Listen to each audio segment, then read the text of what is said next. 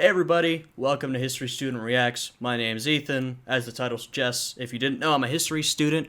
I mostly focus on the Enlightenment and 20th century Eastern European history, but I thought I'd take a look at some Historia Civilis videos because I think it's a great YouTube channel. It's one of the best history channels on YouTube.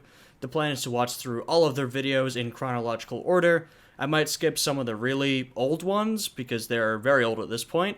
But apart from that, I'm going to generally go through them in order. So, let's get started with the Bronze Age collapse.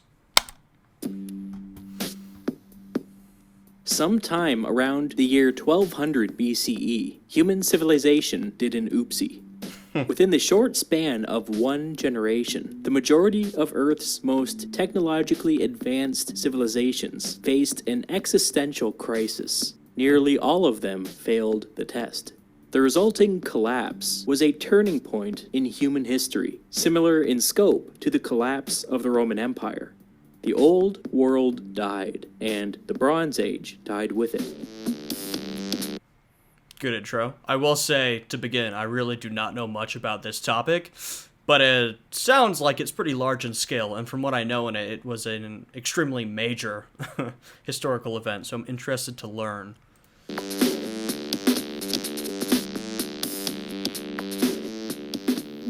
The odd thing is that we barely understand why this happened. There are a bunch of theories, but nothing definitive.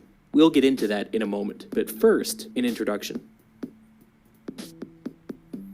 When the Bronze Age began in Western Asia, it brought to an end an old world of tiny city-states, ruled by an oppressive class of totalitarian priests. The new world that came after was one full of possibilities. Vast, sweeping empires grew up seemingly out of nowhere. New religions, new systems of government, new cultures, new technology, all at once, all at a breakneck pace. Revolutions in farming led to massive food surpluses, which in turn allowed for these huge, bustling, multicultural cities. These new cities participated in a dynamic system of international trade, totally unlike the cloistered city-states that preceded them. By the late Bronze Age, the big players were Egypt, Cyprus, the Mycenaeans, the Hittite Empire, Assyria, and Babylonia. Each of these states, without exception, faced an existential crisis around the year 1200 BCE. Within a generation, most of them were gone. Although, Egypt's very familiar, so presumably Egypt made it through this. In some shape or form. I guess I don't know to what extent they faced the same collapse as the others. I suppose we'll see. Here's what we know. Sometime around the beginning of the 12th century, the king of Ugarit, a city in the Hittite Empire, wrote a letter to the king of Cyprus. My father, now the ships of the enemy have come. They have been setting fire to my cities and have done harm to the land. Doesn't my father know that all of my infantry and chariots are stationed in Kat, and that all of my ships are stationed in the land of Luca? I wonder how we still have this letter. Kat was another name for the Hittite capital, several hundred kilometers inland. Luca was several hundred kilometers to the west, on the Aegean coast. They have not arrived back yet, and so the land is thus prostrate, defenseless. May my father be aware of this matter. Now the 7 ships of the enemy which have been coming have done harm to us. Now if other ships of the enemy turn up, send me a report somehow so that I will know. The Hittites promised to send the king of Ugarit reinforcements, but it was too late. The last known letter to leave Ugarit reads, "When your messenger arrived, the army was humiliated and the city was sacked. Our food in the threshing floors was burnt, and the vineyards were also destroyed. Our city is sacked. May you know it. May you know it." I'm really surprised that we still have this sort of primary source. I think that's pretty remarkable for the time period, given that, we even struggle to get written sources for some more well-known time periods, like, for example, the early Roman Republic, or Rome under its first couple of perhaps mythical kings. And also this second letter sounds like it was written, immediately during the crisis, which is quite a remarkable source. So that's pretty amazing. I'd be interested to hear about how that was maintained, or how exactly we know about it.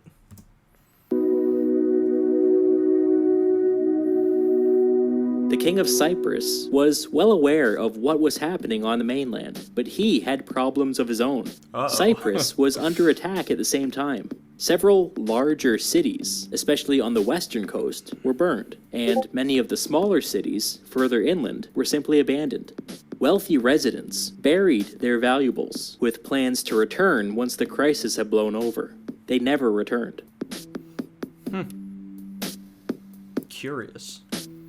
Things were different in Greece. For the last 100 years, the Mycenaeans had been plagued by internal instability. There are signs of destruction everywhere. The ruins of these cities leave evidence of massive fires, intermixed with arrowheads and weapons, which paints a pretty clear picture of a series of battles in which the defenders were ultimately defeated. Other cities leave evidence of smaller fires, confined solely to the palace structures in the center of the cities. This indicates some kind of popular uprising in which local kings were overthrown, not just in one city, but in many cities. Still, other cities show signs of being abandoned, either because of famine or natural disaster, or both. On the whole, the picture is fuzzy, but it's fair to say that there was chaos in Greece. I wonder what the basis of the popular uprisings were. Probably some form of inequality. It was even worse in Anatolia, the homeland of the Hittites. Archaeological evidence suggests that every major city in Anatolia may have been at least partially destroyed during this period. This was especially true up and down the coast. In fact, we now know that the city of Troy was destroyed at this time. Recent archaeological digs there have found arrowheads still lodged in the ruined walls of a city, and evidence of a fire. Further inland, things get a little more mysterious. The Hittite capital, which only a few years earlier was being protected by the king of Ugarit's army, was largely abandoned. It would later be stormed and burned, just like all the others.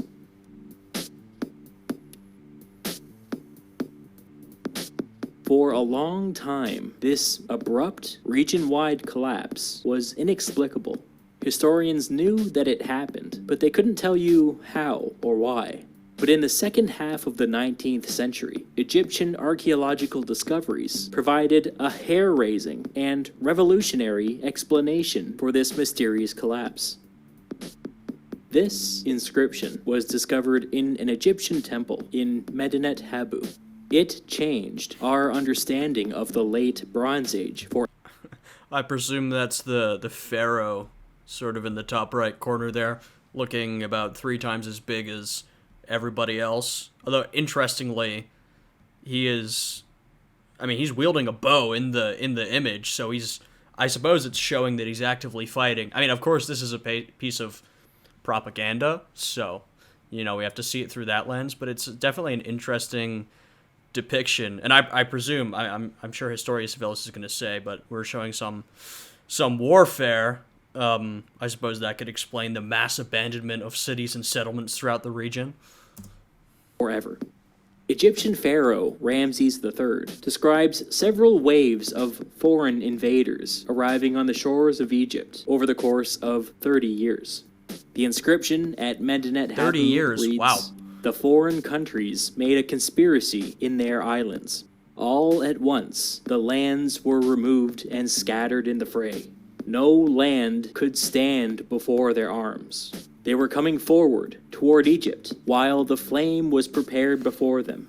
They laid their hands on the land as far as the circuit of the earth, their hearts confident and trusting. Our plans will succeed." The Egyptians had some guesses as to who these invaders were, but they couldn't be certain. Historians have simply taken to calling them the Sea Peoples. We now think that the Sea Peoples were a loose coalition of groups from all across the Mediterranean. We can't be 100% sure of this, but we can say with some confidence that most of them were from Sicily, Sardinia, Crete, and the Aegean coast, maybe some other places too. Some wore feathered headdresses, while others wore horned helmets or simple leather caps. Some wore kilts, while others wore tunics. Some went into battle wearing full body armor, while others fought shirtless. Pretty motley What bunch. united these groups was their reason for coming. This was a migration. We know that they came on boats and on wagons, with their families and all of their worldly possessions. What brought them here is another question that we'll get into later. By the time the Sea Peoples finally arrived in Egypt, virtually every other Bronze Age civilization had been overrun. The Mycenaeans in Greece, the Hittites in Anatolia, Canaan in the Levant, Cyprus in Cyprus, all gone. Some states further inland were less affected by the invasions, but they were so weakened by the collapse of their neighbors that their days were numbered as well. I mean, that makes sense. Like Historia Civilis describes, this was sort of a merchant region with a lot of trade going on, very cosmopolitan. And that sort of system, if all your neighbors collapse, then your trade is obviously going to dry up. And then even if you're not directly affected by this warfare, you're pretty much done for. And also, this idea of the Sea People is pretty interesting. Seems like they migrated south/east, perhaps due to some sort of warfare in the north, or maybe another migration pushed them out. But we might get to that in the rest of the video. When the Sea Peoples began their migration, they couldn't have imagined that it would have been this successful. All the way up until Egypt, every attempt to resist them failed. Why? In order to understand this, we need to talk about Bronze Age warfare. That's probably why Egypt still stands. Well, continued to stand. Chariots. Chariots, chariots, chariots. Bronze Age warfare in Western Asia was all about chariots. In the early Bronze Age, they were primarily used for transportation, but by the Intermediate Bronze Age, the militaries of every major state in the region were completely designed around the use of the chariot. A chariot of this period usually consisted of a team of 2 horses pulling a team of 2 humans, 1 driver and 1 archer. The humans, I mean. The horses and the driver were trained for speed and maneuverability, and at full speed could move roughly twice as fast as a human could run. The archer wielded a composite bow, not as clumsy or random as a regular bow. It was smaller and lighter, with better accuracy, range, and firepower. It was a state-of-the-art piece of technology. In this period, it could punch through roughly 3 inches of metal. So a full chariot team had everyone else beat when it came to speed, range, and firepower. This is a bit of a tangent, but it's said that the moment the HMS Dreadnought touched water in the year 1906, every other ship in the ocean became obsolete. The HMS Dreadnought was the best in the world when it came to speed, range, and firepower, which meant that it could just sit back and pick off enemy ships at a distance, and then outrun anybody who came too close. Like the Dreadnought, Bronze Age chariots had speed, range, and firepower. Like the Dreadnought, they could just sit back and pick off enemies at a distance. Like the Dreadnought, they could outrun anybody who came too close. An experienced group of chariots were capable of defeating an army 10 times its size. Whoa. This revolutionized Bronze Age warfare. That's pretty damn effective. But they were expensive as hell. Horses had to be specifically bred and trained, which cost a small fortune. The equipment was all handcrafted by artisans, and cost at least twice as much as the horses did. The loss of a single chariot was catastrophic, and so chariots went into battle with thousands of inexpensive spearmen and archers deployed in a defensive line. The infantry could protect friendly chariots. I mean, you mentioned the comparison to the Dreadnought. There's sort of another parallel. Chariots were so valuable and they didn't want to lose them that they sent in tons of infantry to protect them. It seems like the chariots still fought, though, and were a big part in fighting. It does remind me of the early 1900s in World War I, when everyone had these expensive battleships, but no one wanted to use them because they were so expensive to build. And then you had the one big battle of Jutland, where Germany and Britain blew up a bunch of their ships and decided, we're not doing that again. We don't want to waste our expensive ships. It seems like the chariots were used way more than that, but it is sort of a parallel in that this is so important that you really do not want to waste it, and so you're willing to send out tons of men to die instead of wasting one chariot. It's interesting. That needed to repair or regroup. Or they could rush forward and destroy enemy chariots that were damaged or caught in a bad position. As we get into the late Bronze Age, the region was in the midst of a chariot arms race. And then the Sea Peoples came. Ooh.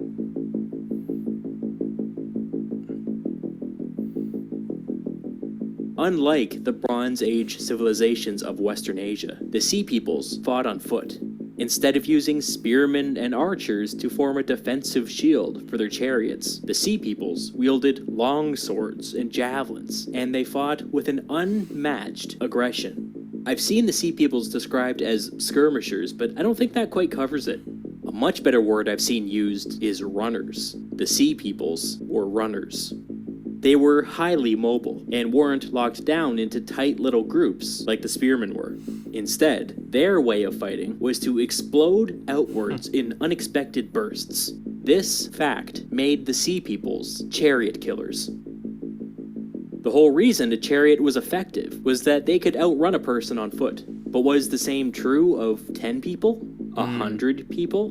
What if they were coming at them from different directions? What if they got cut off from the main group? Chariots couldn't exactly turn on a dime. So it only took one wrong move for the Sea People's runners to overwhelm and destroy a chariot. And like I said, the loss of a single chariot was catastrophic. The defensive line of spearmen and archers were supposed to protect against something like this, but in practice, the highly mobile Sea Peoples were able to get behind their lines quite easily. As a response to these new tactics, defensive lines grew and grew and grew. It's almost a little bit, not much, a little Viking-esque. You know, these sea-based raiders come defeating a bunch of more established civilizations with their quick-paced, aggressive tactics. It's not that similar, but, you know, there's some similarities there. It appears that by the end of this period, the armies facing off against the Sea Peoples were 10 times larger than they were at the beginning. As I said before, towards the end of this period, Egypt was pretty much the last state standing. Virtually all of its neighbors had fallen to the Sea Peoples. The inscription at Medinet Habu depicts the final battle against the Sea Peoples at the mouth of the Nile. Look at how the inscription emphasizes how large the Egyptian army had become.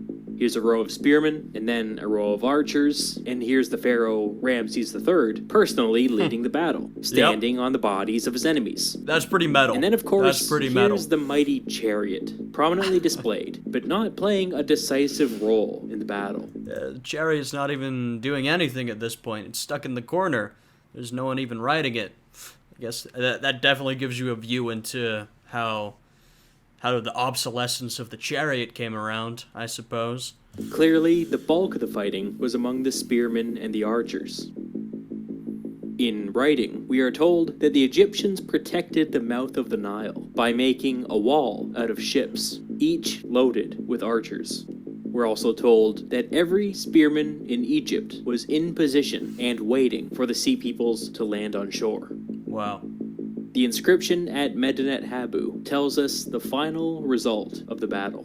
Here are some Sea Peoples taken captive and being led away. Here is some unspeakable carnage. Of course, this is a piece of Egyptian propaganda, but we have no reason to doubt that this was the result. After so many incredible successes, the Sea Peoples were finally defeated in Egypt. But even in victory, Egypt suffered. From this moment forward, Egypt was a second-rate power, and even after 1,000 years, it had not yet fully recovered. Jeez. The fact that Egypt was so badly damaged by the collapse of international trade is a clue. Yeah. There has to be more to the story that makes a than lot the of Sea sense. Peoples. Scholars have been pulling at this thread for the last couple of decades, and the evidence is convincing. Bronze Age civilizations needed bronze, obviously. Without a constant supply, many of their cutting-edge technologies began to deteriorate.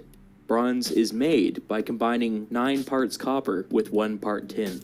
Copper is a relatively common metal, Notoriously but hard it's to difficult find to tin. mine. Most of these Bronze Age civilizations had their own small mining operations, but the real action was in Cyprus. Cyprus was absolutely swimming in copper, and mining it was dead easy. This transformed the island into a fabulously wealthy hub of international trade. That brings us to tin. Tin is funny because it's actually extremely rare, and it's not evenly distributed across the earth. There was a tiny tin mine in Anatolia, controlled by the Hittites, but it didn't produce nearly enough to supply the entire region. After that, there weren't many options. The next closest major source was all the way over in modern Afghanistan, more than 3,000 kilometers away. Jeez, and think of that trek. You know, you don't have modern transportation. That is a lot of probably riding on camels through desert and mountains. That's got to be a seriously expensive and dangerous trip to go get some tin. You can just imagine how expensive and dangerous it was to haul tin all the way from Afghanistan to Cyprus. There were alternative sources, but it was tough.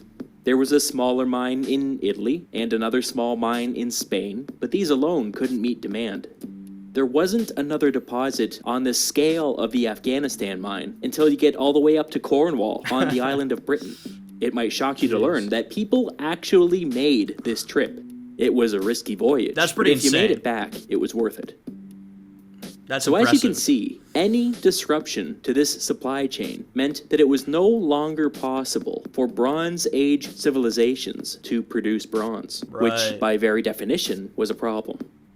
So the argument goes that the Sea People's attacks disrupted international trade, slowed down the production of bronze, and weakened every state in the region. It was a vicious cycle. More attacks meant less trade. Less trade made everybody even more vulnerable to additional attacks. Effect. As the Bronze Age states collapsed, the situation grew even more dire. But there might have been more to this story. Even if you put the whole international trade angle to the side, this entire region may have been much weaker than it seemed. According to experts, the migration of the Sea Peoples coincided with a 50-year period where Western Asia was riddled with massive earthquakes. I'm no scientist, but that seems bad. Yeah. It's possible that these earthquakes were absolutely wrecking the economy in the region. Some of the cities that were abandoned for mysterious reasons may have in fact been abandoned after a seismic event. Wow. There's at least some evidence of earthquakes destroying cities in Greece, Anatolia, the Levant, and Cyprus.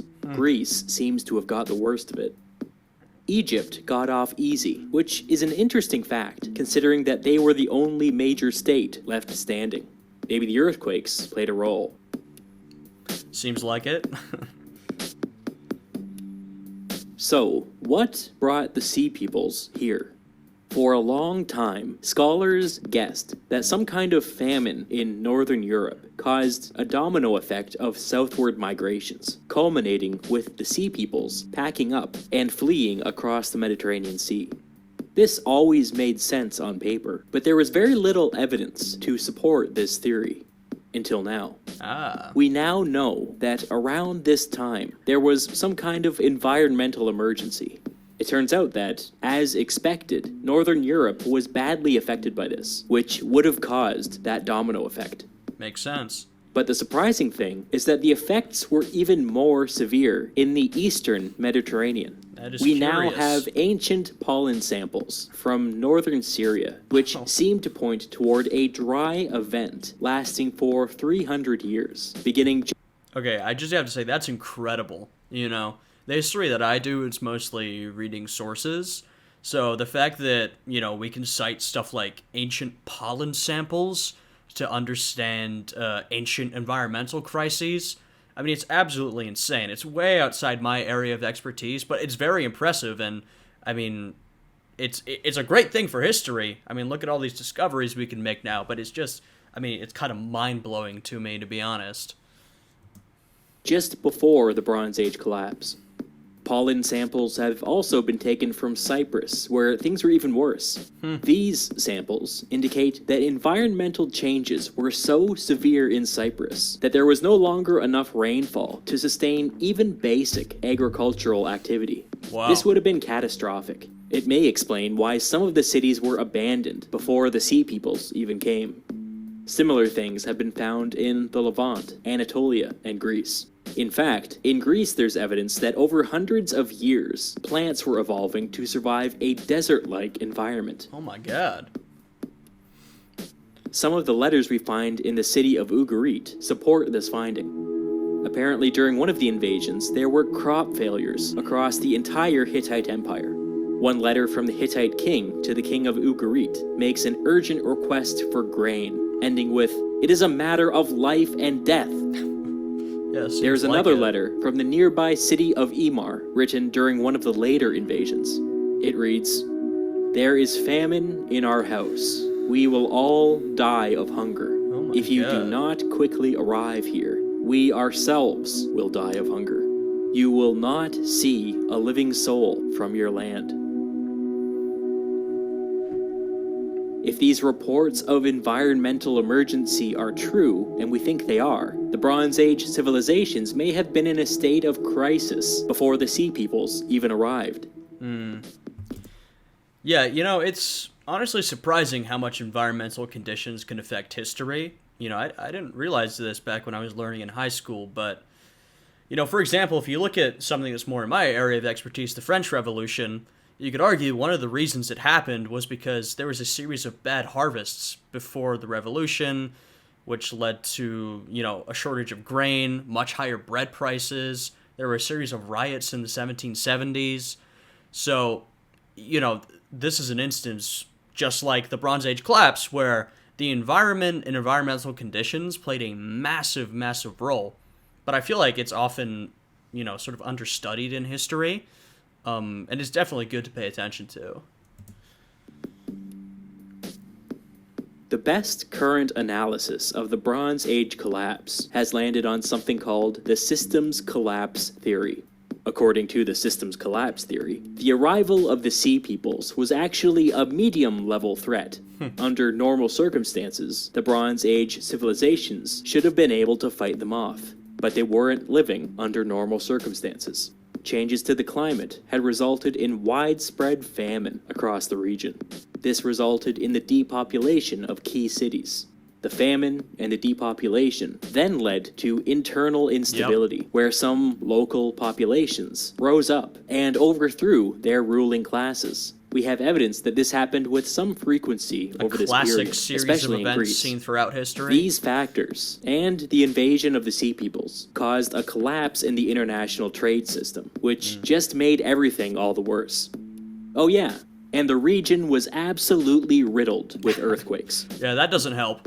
The Bronze Age civilizations in Western Asia were dealing with 5 crises at once, with each crisis creating a multiplier effect on all the other ones. And then the Sea Peoples came. We still don't fully understand how or why the Bronze Age abruptly collapsed, and perhaps we never will, but the systems collapse theory is pretty good.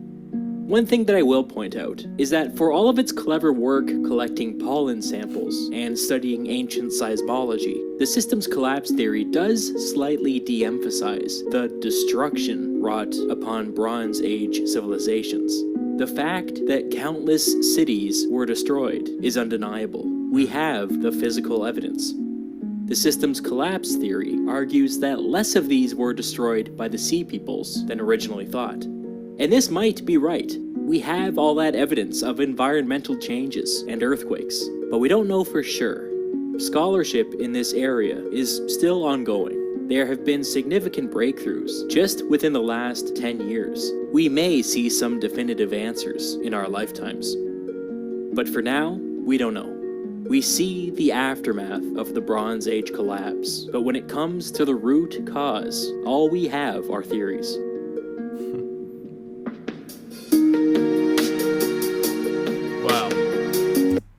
Alright, well that was a fantastic video, as always, from Historia Civilis. And it always makes me think about the parallels in history. Another thing that I was thinking is that, presumably the age of the chariot was sort of over after the Sea Peoples completely wrecked them. But if you fast forward a little bit, I know that when Caesar went to Britain, he was fighting a lot of chariot-using Brits, which the Romans were not well suited to fight because of their heavy infantry. So it's sort of interesting how things will disappear and then pop back up in a completely different setting. That's what a lot of ancient history makes me think of. But yeah, fantastic video. Historia Civilis, one of the greatest history channels on YouTube. I really enjoyed this one.